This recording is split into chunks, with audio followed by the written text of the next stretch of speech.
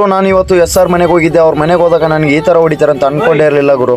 ನಾನು ಇವತ್ತು ಬೆಳಿಗ್ಗೆ ಎದ್ಬಿಟ್ಟು 3 ಗಂಟೆಗೆ ಡ್ಯೂಟಿಗೆ ಹೋಗೋಣ ಅಂತ ಹೋದೆ ಗುರು. ನಮ್ಮ ಆಟೋ ಡ್ರೈವರ್ಸ್ ಜೀವನ ಹೆಂಗಂದ್ರೆ ಬೆಳಿಗ್ಗೆ ಎದ್ದು ಡ್ಯೂಟಿಗೆ ಹೋಗಿಲ್ಲ ಅಂದ್ರೆ ನಮ್ಮ ಜೀವನಕ್ಕೆ ನೆಮ್ಮದಿನೇ ಇರಲ್ಲ ಗುರು. ಸಂಡೇ ಆಗಲಿ ಮಂಡೇ ಆಗಲಿ ನಾವು ದುಡ್ದಿಲ್ಲ ಅಂದ್ರೆ ನೈಟ್ ನಿದ್ದೆ ಬರಲ್ಲ, ಹೊಟ್ಟೆಗೆ ಊಟ ಸೇರಲ್ಲ. ಅಷ್ಟೇ ಗುರು ನಮ್ಮ ಆಟೋ ಡ್ರೈವರ್ಸ್ ಜೀವನ.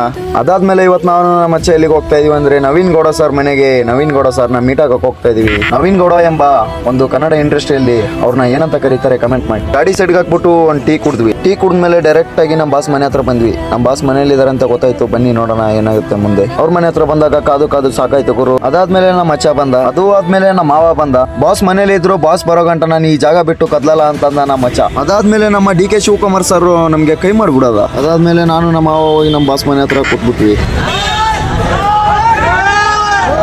ಗುರು. ನಮ್ಮ ಬಾಸ್ ಮನೆ ಮುಂದೆ ಏನ್ ಕ್ರೇಜ್ ಗುರು, ಯಪ್ಪ ಗುರು. ಫೈನಲಿ ನಮ್ಮ ಬಾಸ್ ಮನೆ ಮುಂದೆ ಬಂದೇ ಬಿಟ್ರು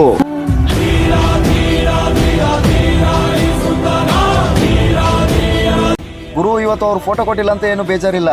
ಮುಖ ತೋರಿಸಿದ್ರಲ್ಲ ಅಷ್ಟೇ, ಅದೊಂದೇ ಸಂತೋಷ ಆಯ್ತು. ಏನೋ ಒಂಥರ ಖುಷಿ ಆಯ್ತು. ಬೆಳಗ್ಗೆಯಿಂದ ಕಾಯ್ದಿದ್ದಕ್ಕೂ ಒಂಥರ ಮನ್ಸಿಗೆ ನೆಮ್ಮದಿ ಆಯ್ತು. ಅಷ್ಟೇ ಸಾಕು.